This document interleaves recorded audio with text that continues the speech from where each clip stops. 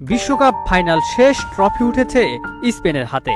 আর মাত্র কয়েক সেকেন্ড পরেই পুরো মাঠ যেন হয়ে উঠল এক রণক্ষেত্র। খেলোয়াড়দের ধাক্কাধাক্কি, হাতাহাতি, চিৎকার, উত্তপ্ত পরিস্থিতিতে থমকে যায় পুরো স্টেডিয়াম।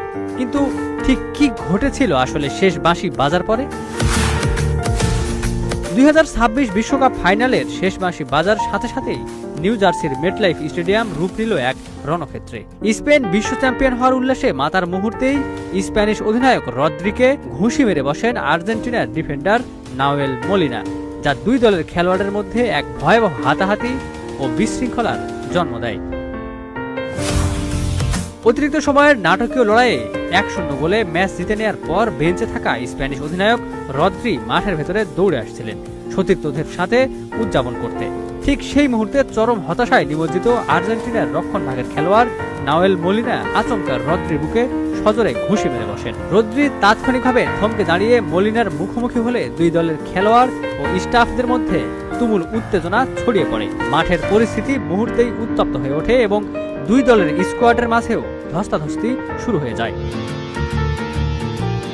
রদ্রির উপর আক্রমণের রেশ কাটতে না কাটতেই মাঠের অন্য প্রান্তে আরো এক কুৎসিত ঘটনার জন্ম দেন মলিনা ও পারেদেস।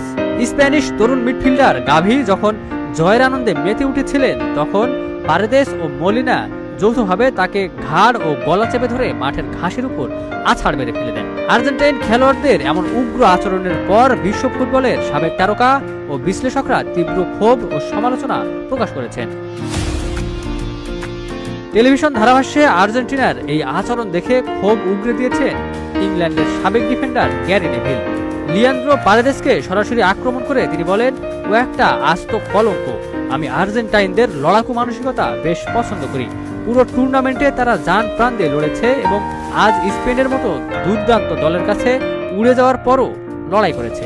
কিন্তু পারেদেস গত কয়েকটা ম্যাচে যা করেছে তা ফুটবল মাঠের জন্য অত্যন্ত কলঙ্কজনক। রেফারি কেন এসব করতে দিয়েছে তা আমার বোধগম্য নয়। একদিকে বিশ্বজয়ের আনন্দ, অন্যদিকে বিতর্ক আর সংঘর্ষ। ফুটবল কোটি মানুষের আবেগের খেলা, কিন্তু সেই আবেগ যখন নিয়ন্ত্রণ হারায় তখন আনন্দের রাতও বিতর্কে ঢেকে যায়। এখন সবার নজর এই ঘটনার বিষয়ে কর্তৃপক্ষ আসলে কি সিদ্ধান্ত নেয়। Ikramuzzaman, news flash 71।